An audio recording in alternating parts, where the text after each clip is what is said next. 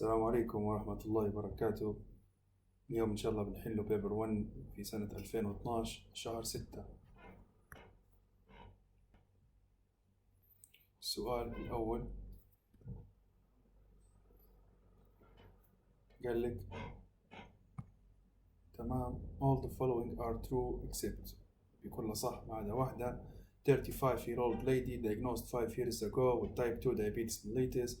She's on metformin 3 grams daily. Her clinical examination revealed blood pressure of 160 over 100 millimeter mercury. Several blood sugar measures showed fasting blood sugar between 200 to 250 with random blood glucose more than 300. All the following are true except hemoglobin expected to be more than 7. طبعا واضح ان السكر سواء الراندوم سواء الفاستنج هاي فهيكون uncontrolled وال A1C هيكون high. صحيح. Dietary history should be revised.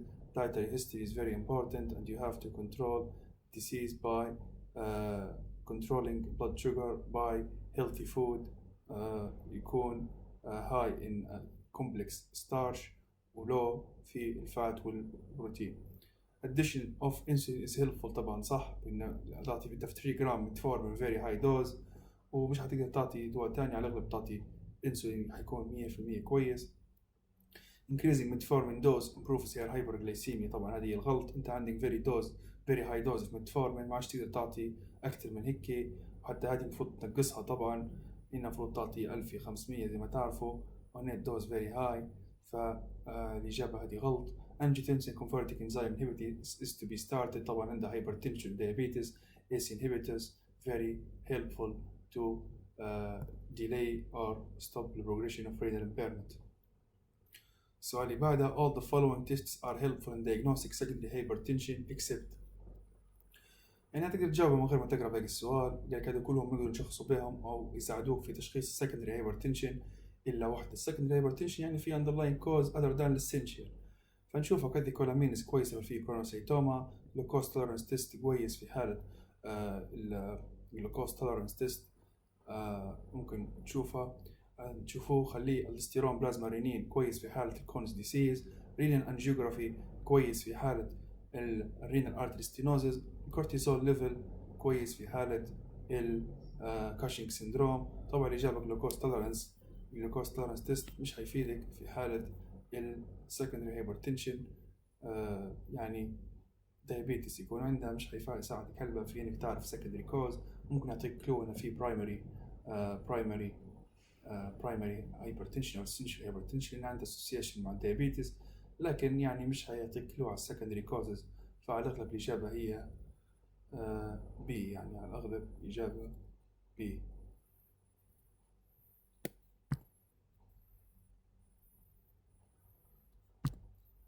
تمام. السؤال اللي بعده all the following are true except كلها true except one.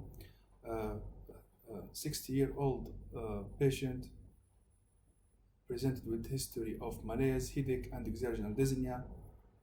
The physical examination revealed pale skin and mucous membrane. Normal abdominal examination and investigation showed hemoglobin very low, MCV very high, MCH normal with normal iron and ferritin في normal iron normal ferritin. All the following are true except dietary history is significance.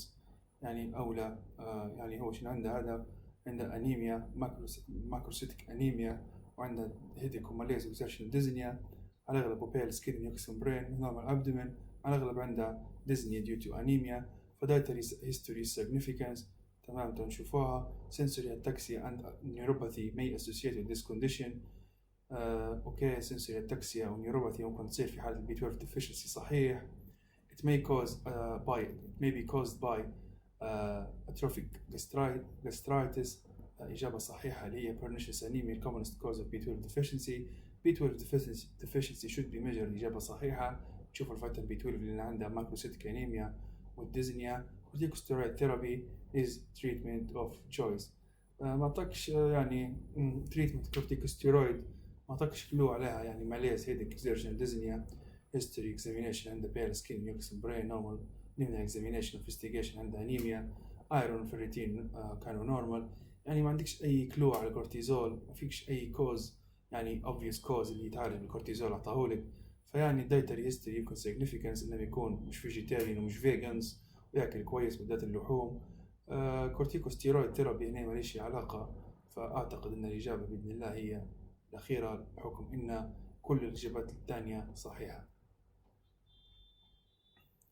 السؤال اللي بعده قال لك concerning this patient the followings are true except 22-year-old female presented with sore throat, menorrhagia, skin bruises, عندها developed over the last week. Clinically she looks pale, temperature high شوية, generalized lymphadenopathy node enlargement, palpable spleen, petechial skin rash.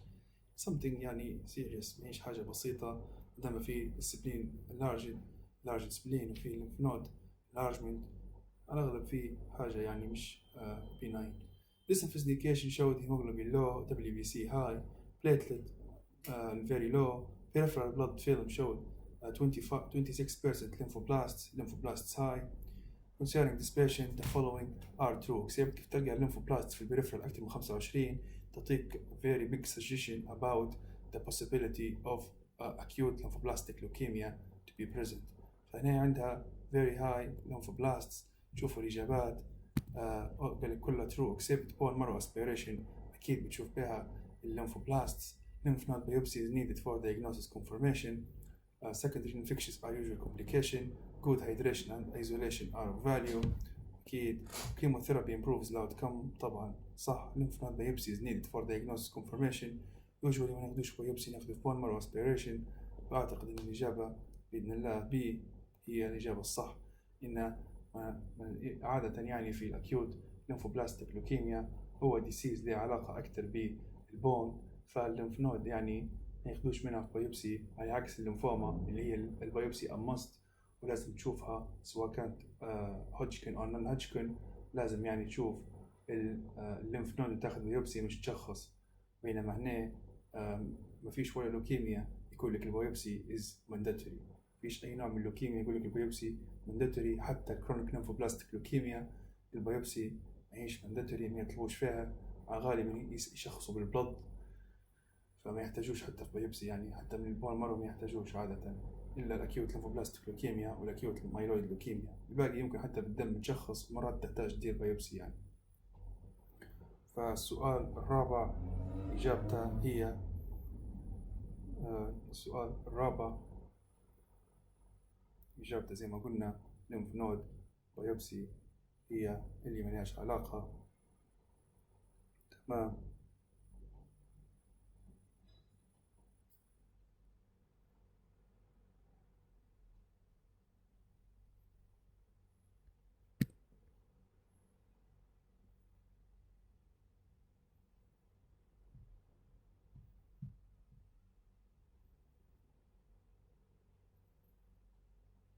السؤال الخامس 22-year-old medical student developed rapid progressive muscle weakness ascending from lower to upper limbs and bilateral distal numbness.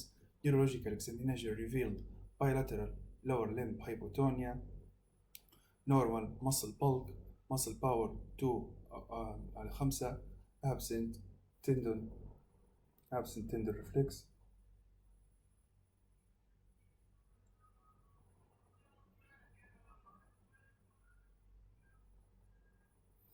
تمام. muscle weakness قلنا وعنده absent tendon reflex 2/5. concerning this case the following are true except يبقى واحدة غلط. history of respiratory infection in the last month is etiologically significant. the muscle weakness is more marked proximally. يبقى واحدة غلط طبعا. CSF examination revealed low protein and normal cells. طبعا البروتين يكون high في حالة الجاليان بار syndrome اللي هي الحالة هذه. ventilatory support is advisable if respiratory muscles are affected. أكيد طبعا واحدة من complications اللي هي respiratory involvement، ويكون في exertion dyspnea، ومرات حتى في الرست في dyspnea، ويكون البيشنت عنده hypoventilation يخش لك حتى في type 2 respiratory failure، ومرات يكون rapid progressive within hours ويدخلك فيه زي ما قلنا respiratory failure، والبيشنت حتى مرات يعني يحتاج mechanical ventilation، ويحتاج مرات حتى tracheostomy لو طال الأمر به يعني.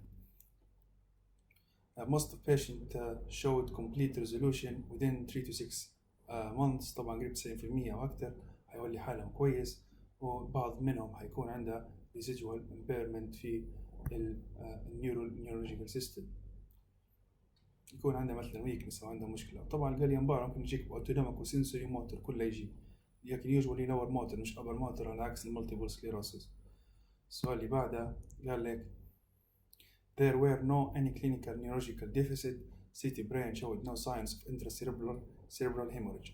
The following are true except كلها صح ما عدا واحدة. A 55-year-old man hypertensive regular follow up ما ياخدش في التريتمنت كويس present with sudden onset of weakness and paresthesia on the left side of the body. His symptoms disappeared completely within 4 hours. On examination his blood pressure is 165/89 and irregular pulse وهو 115. There were no any clinical neurological deficit, CT brain, no signs of intracerebral bleeding, and atrial fibrillation, وعنده weakness sudden onset مع paresthesia في left side of the body. Symptoms بشت within 4 hours. على الأغلب عنده transient ischemic attack. All the following are true except presence of atrial fibrillation is an important risk. أكيد طبعا echo and cardiac doppler are helpful diagnostic investigation. أكيد صح. Anticoagulations is warfarin to be considered in the management. إنما في atrial fibrillation history of transient ischemic attack أكيد هنعطي warfarin. إجابة صحيحة. beta blocker are ideal antihypertensive drugs.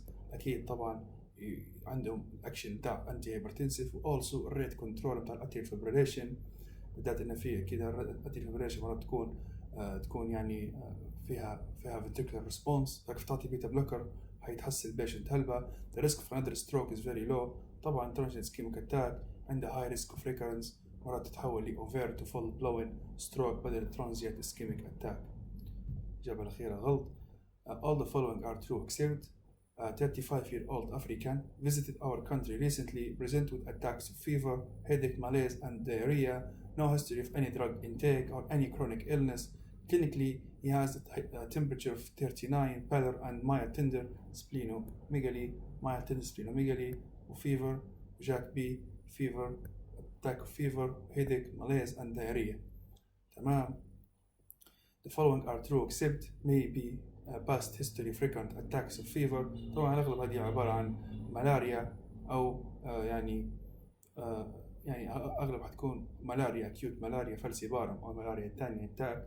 وطبعا فيزيت أفريقيا وعنده طبعا ماليز ممكن أنيميا وديارية.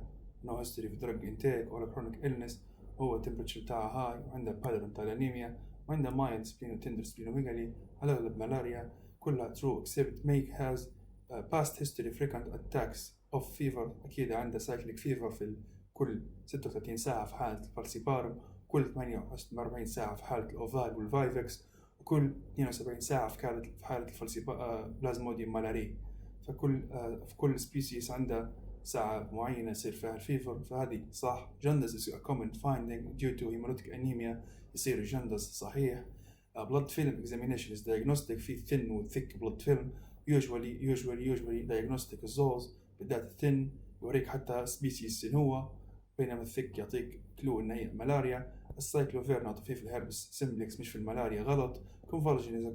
convulsions are common complications بالذات في الفالسيبارم ملاريا. هو renal involvement very common وفيتال. إجابة صحيحة، فالإجابة هي D. السؤال اللي بعده all the following are true except كلها صح ما عدا واحدة. 18 سنة جاك عنده history of fatigue, headache and sore throat. fatigue, headache, sore throat. on examination temperature 38, congested throat with petechial rash. هي طبعا كلمة keyword مهمة جدا مما يعني أن هي راش بلط. infectious mononucleosis تلقيت في الراش في البلط very high suggestion that this infection is infectious mononucleosis. والفيروس اللي دارها هو إبشتين بام فيروس. طبعا مع التمبريتشر مع الهيدك مع السور ثروت كلها مع بعضها collectively you can build up to reach your diagnosis.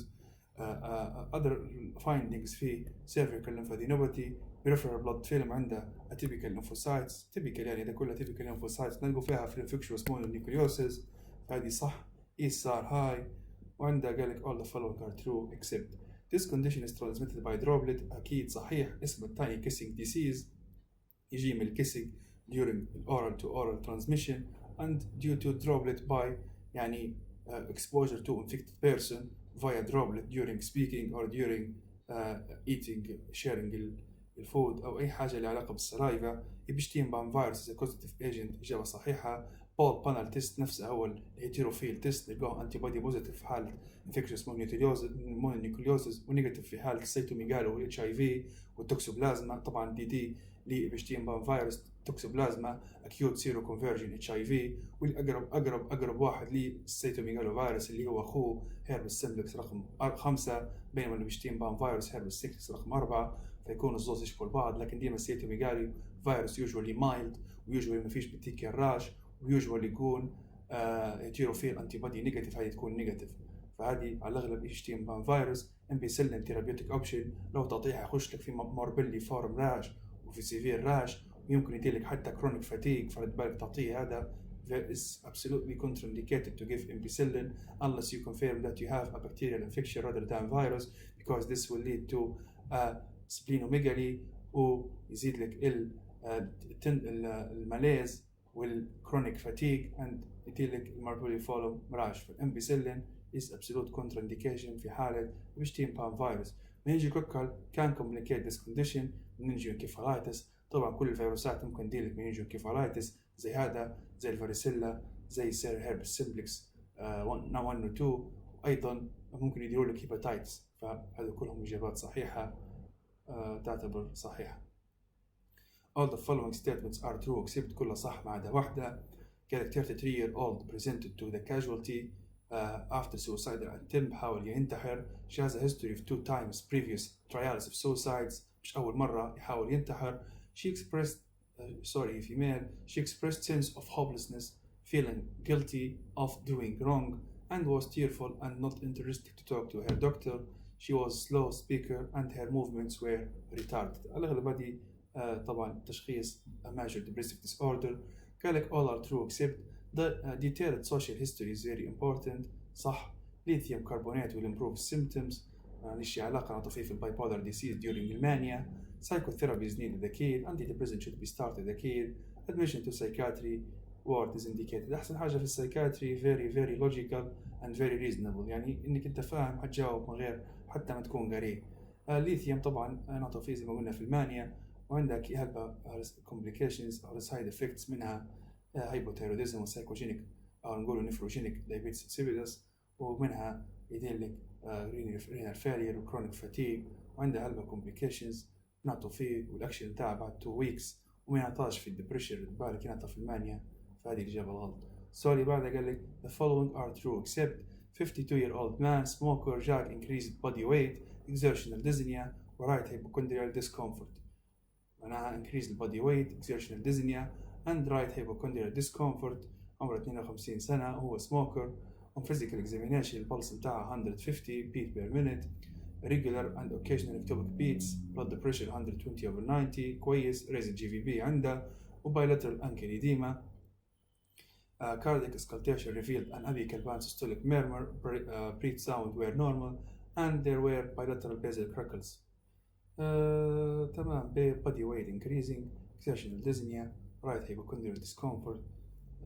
معرفش right hypochondrial discomfort جهة الرايت. شنو الليفر يمكن تكون أو القلب بلادر أو البنكرياس. سموكر ومعها لكن exertional dyspnea.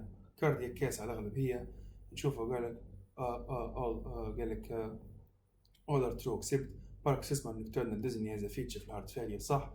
hepatomegaly is expected. هذه هي يعني هي تندر hepatomegaly، فهذا باش عنده right hypochondrial discomfort تصير في الcongestive heart failure أو right side heart failure الزوز، فهي إجابة صحيحة. hepatomegaly is expected في heart failure.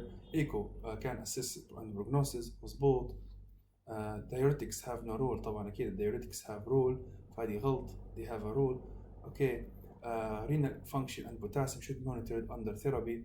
أكيد بنشوف renal function potassium، إن معظم الأدوية تخدم عليه الإلكترولايتس، ممكن تديلك حتى يعني renal impairment، فلازم أنت تتبعهم كويس. الإجابة طبعا هي diuretics have no role.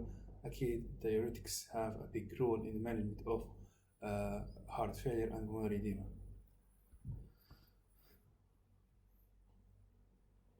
thiazide في الهايبرتنشن، spironolactone للريموديلينج، الاز inhibitors كذلك، with furosemide في حالة في pulmonary edema. فالdiuretics very helpful in managing patient with heart failure.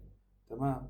Regarding the management, all the following are true except كلها صح ما عدا واحدة. 70-year-old woman presented with history of syncopal attack. She's on ischemic heart disease. Okay. And diabetes mellitus type 2 medications. تاخذ medications بتاع ischemic heart disease type 2 diabetes. عندها syncopal attack. The clinical examination revealed a pulse of 40, regular and normal blood pressure. elderly patient على الأغلب حتكون heart block. Cardiopulmonary auscultation revealed no added sounds or any murmur.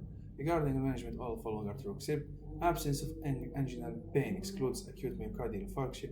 طبعا هذه غلط في نسبة كبيرة من MIs بالذات في الكبار والدايابيتك زي الحالة هذه يجيك من غير وجع عادي جدا، يجيك فقط دهشة أو chest discomfort أو يجيك يعني sweating وال constitutional symptoms بتاع fever headache و sweating palpitation وتريمور وحاجات زي هيك، ما يكونش عنده بين مرات بس النوتس إلا في الإي سي جي تلقاها كيو ويف. فهذا كله يصير بالذات في الدايابيتك patients especially in elderly ones. beta blockers can precipitate attacks. أكيد يعني beta blockers يدير لك bradycardia أكثر. ECG is a diagnostic أكيد في الهارت بلوك. pacemakers usually treatment of choice أكيد pacemaker. neurological deficit may complicate this condition. أكيد يعني neurological deficit may complicate this condition. الكيس اللي بعدها all the following are true except 20-year-old student present 3-day history of retrosternal chest pain which is exaggerated by deep breathing, cough or laying flat. Pain is يعني typical for acute pericarditis, laying flat, cough, breathing, deep breathing كله يزيد البين. Pulse rate high, blood pressure normal, both lungs are free, cardiovascular examination revealed high pitched superficial scratching sound. طبعا هذه متاع friction rub.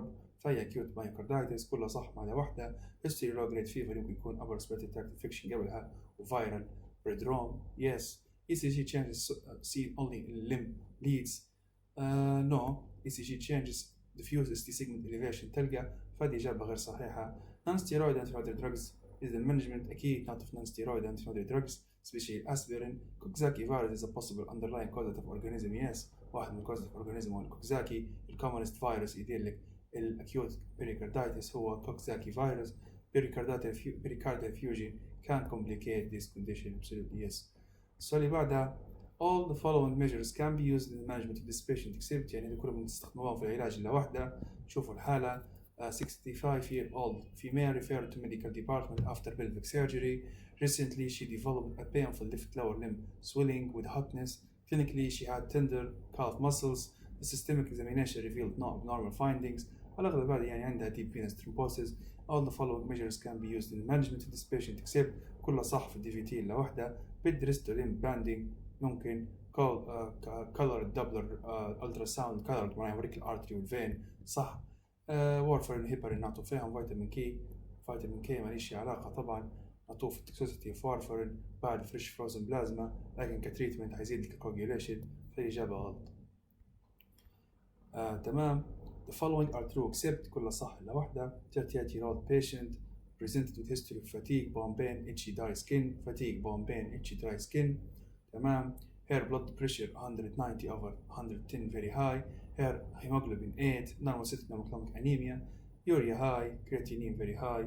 يعني عندك chronic kidney disease هذا واضح. anemia, bone pain, itching, uremia, very high creatinine and urea, and normocytic normochromic anemia with low hemoglobin usually due to erythropoietin. فهذا عندها CKD. all are true except about CKD. the history of polycystic kidney diagnostic yes. both serum calcium phosphate levels usually high. calcium هيكون low, phosphate هيكون high due to vitamin D deficiency due to complex pathway. فعلى العموم at the end of the day serum calcium will be low. يطلع الباراتيرويد هرمون يزيد لك الكالسيوم للنورمال أو below normal. والفوسفات هيكون very high due to phosphate retention من kidney impairment. معها هيزيد لك الباراتيرويد هرمون. الباراتيرويد هرمون هيمشي للبون يدير له or resorption ويزيد لك osteoarthritis fibrosa cystica ويزيد لك risk of fracture والosteoporosis. فهذه إجابة غلط. سيرم يوريك أسيد حالي ديما في الكدني impairment يكون high. calcium channel blockers indicated to control blood pressure. why not. serum emollient antihistamine for itching. yes لأن عنده اليوريميا يمكن يستخدمهم مفيش باس. all the following are true except كلها صح ما عدا واحدة. 48-year-old female patient has a yellowish discoloration of the skin and generalized pruritus. serum bilirubin بتاعها 6. prothrombin prolonged. INR high. وأنا positive. AST و ALT mildly raised. virus screen negative. all the following are true except itching is a common complaint. serum alkaline phosphatase enzyme is strictly high. إذا على الأغلب primary biliary cirrhosis وأنا positive serum anti-mitochondrial antibody أكيد نلقوه في حالة primary biliary cirrhosis. malabsorption of fat soluble vitamins may complicate this condition. طبعا عندها obstruction في small canaliculi مش حيطلع البايل salts مش حيصير emulsification فالفات بيقعد malabsorption وحيدير لك malabsorption في الفات soluble vitamins اللي هم الأكيد AKED. it's self limiting طبعا غلط. يعطوا فيها fluorodeoxycholic acid لكن ما يغيرش في السرفايفل. treatment of choice renal transplant. The following are true about the patient except 45-year-old female complains of fever, arthralgia, shortness of breath and solid food dysphagia. She noted change in hair finger colors. لتو shortness of breath to finger colors changes arthralgia fever. ممكن تكون السلية ممكن تكون multiple systemic sclerosis قصدي. combined with pain at winter time. Her lung function test showed FEV1 على forced vital capacity normal والoxygen saturation low. hypoxia CO2 low.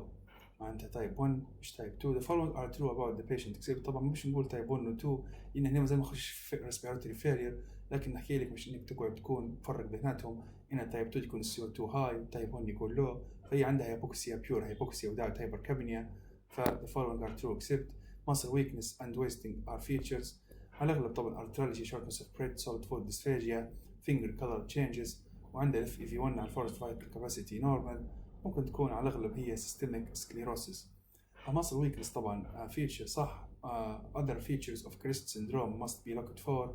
Crest syndrome أكيد calcinosis Raynaud's phenomena C calcinosis R Raynaud's phenomena E esophageal involvement R S scleroderma skin thickening والT اللي هي telangiectasia should be looked for صح ومعهم anti-citrulline antibodies. pulmonary hypertension is not recognized feature. طبعا Crest syndrome هي نوع من localized scleroderma فهي pulmonary hypertension very common في الناس اللي عندهم localized scleroderma is a recognized feature فهذه غلط. يكون recognized. interstitial lung fibrosis يكون non recognized. interstitial lung fibrosis يكون موجود في diffuse مش في localized. renal function should be assessed at regular interval. طبعا renal function all the following are true except ممكن نشوفها at regular interval مظبوط صح. ممكن يكون عندك renal involvement علاش لا بالذات في حالة systemic sclerosis كلهم بالذات في الديفيوز لكن ممكن حتى في localized. avoidance of cold exposure is important. طبعا Raynaud's phenomena إجابة صحيحة. السؤال اللي بعده the following are true except كلها صح ما عدا واحدة. 38-year-old Debian married female presented with arthralgia for a few weeks. She has burning sensation and erythema at her face and after sun exposure and gave history of urine color changes.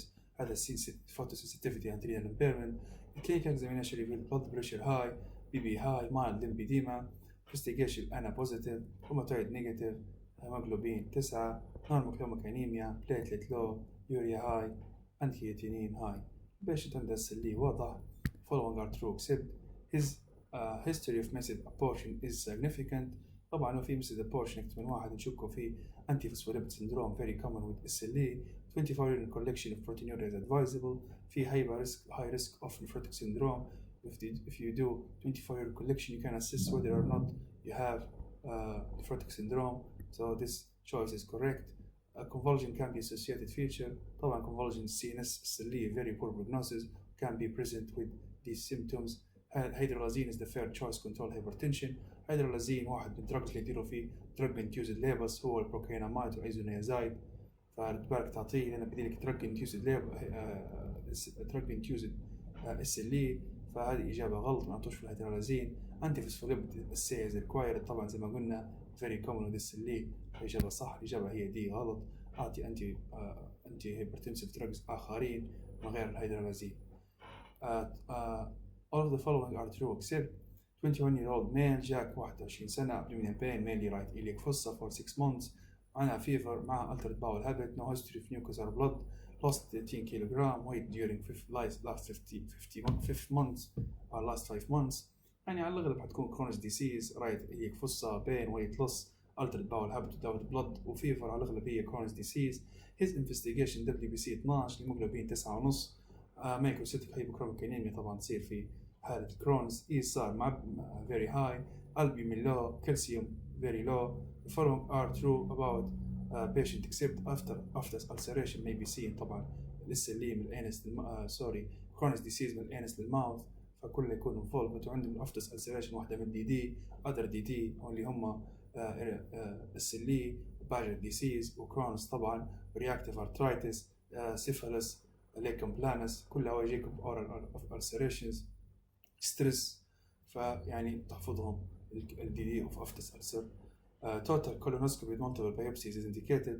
total colonoscopy يمكن ندير total colonoscopy صح مرات عندك ulcerative colitis قاعد ما تعرفش انت مش متأكد مرات يطلع ulcerative فلازم تدير exclusion ulcerative تاخذ biopsy ومرات يطلع كرونس وعندك colon involvement فلازم تشوف انت abdominal TB must be ruled out طبعا ممكن ندير abdominal TB must be ruled out in right iliac fossa mass والulceration وهيك واحدة من DD لها هي abdominal TB.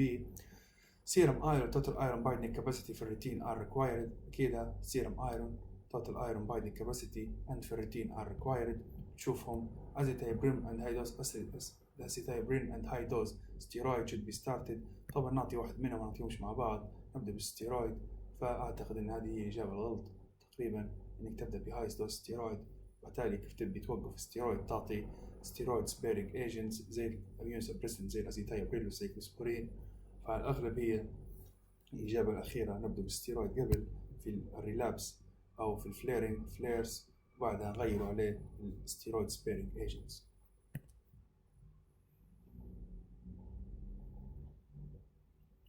تمام. Okay, the following are correct except كلها صح إلا واحدة طبعا. 70-year-old Libyan male patient presented with repeated vomiting, loss of appetite, significant weight loss. He was admitted many times and received multiple blood transfusions during the last 6 months. Clinically, patient was pale, mildly jaundiced, and hepatosplenomegaly. CBC and hemoglobin very low, serum iron ferritin very low. Following are true except طبعا repeated vomiting, loss of appetite, weight loss كل هذه signs symptoms بتاع الكانسر. multiple blood transfusion عند chronic anemia. والبيكتشر بتاع microcytic hypochromic anemia واضحة فلازم أنت عندك alarming signs for colon cancer إن عندها microcytic anemia, weight loss, vomiting, loss of appetite, multiple admissions فعلى الأغلب عندها colon cancer. شوف الخيارات normal colored stool exclude جاي bleeding كده غلط طبعا لأن مرات يكون microscopic ومش موجود. tumor markers C199 helpful yes. after atrophic gastritis is a risk factor. atrophic gastritis is a risk factor. تمام. barium meal follow through is of value. تمام. it carries a poor prognosis صح. يعني هذا هي مش واضحة هلبة يعني لكن على الأغلب قصدها colon cancer multiple blood transfusion during the last 6 months clinically pale mildly jaundiced and has hepatomegaly عندها hepatomegaly mildly jaundiced. received multiple blood transfusion during the last 6 months clinically pale mildly jaundiced عندها jaundice وعندها hepatomegaly. CBC hemoglobin 4.4 serum iron ferritin are low وfollowing are true except تمام. normal curves still exclude GI bleeding. tumor markers are helpful investigations. atrophic gastritis is a risk factor. barium meal or follow through is of value. it carries poor prognosis. okay فالإجابة هي الأولى. تشخيص قصدما liver enlarged hepatomegaly hemoglobin low mildly jaundiced atrophic gastritis risk factor. ممكن تكون معها ميتاستاسيس في الليفر الله أعلم. يكون في ميتاستاسيس في الليفر مع colon cancer فمنت multiple times very كسكسك فيعني weight loss ممكن يكون فيها مع ميتاستاسيس. الأولى هي واضحة يعني هي الإجابة غير صحيحة. السؤال اللي بعده the followings are true except a 32-year-old bodybuilder under aggressive muscular training program presented with history of severe headache, blurry vision, and reduction of urine amount. He is not known hypertensive or diabetic, clinically is dehydrated, blood pressure 170 over 105, lower limb edema, blood tests revealed urine 120, urea 120, creatinine 3.2 mg deciliter, urine appears tea-like color. Following are true except strenuous exercise, aggressive muscular training, ومعها renal impairment, decrease urine amount, معها blood pressure high, معها اليوريا الكرياتينين هاي. نشكوا فيه يمكن له علاقة بالمصل اللي هي رhabdomyolysis، ودي له acute tubular necrosis، ودي له myoglobinemia، myoglobinuria، crystallization في acute tubules بتاع kidneys، ودي له acute tubular necrosis. ممكن صح. شوف الخيارات كلها تي colored appearance. طبعا الدي دي بتاعها هو blood وهيموغلوبين، blood RBC وهيموغلوبين وميوغلوبين. ممكن يكون ألوان أدوية أو ماكلة زي البنجر وما إلى ذلك. فهنا أو بورفوريا أو dark urine due to obstructive jaundice. المهم هنا urine examination myoglobin is important صح. history of drug intake is a pathological factor. أدوية يمكن دير acute tubular necrosis. good hydration is needed. طبعا treatment of choice for rhabdomyolysis اللي هي hydration. كان هذا dialysis الأغلب هنا good hydration هي الإجابة. renal biopsy is not indicated مظبوط. plasma exchange is treatment of choice. plasma exchange is treatment of choice. ممكن plasma exchange treatment of choice. يمكن الإجابة الأخيرة هي الغلط. لازم لحظة بس. plasma exchange of treatment of choice.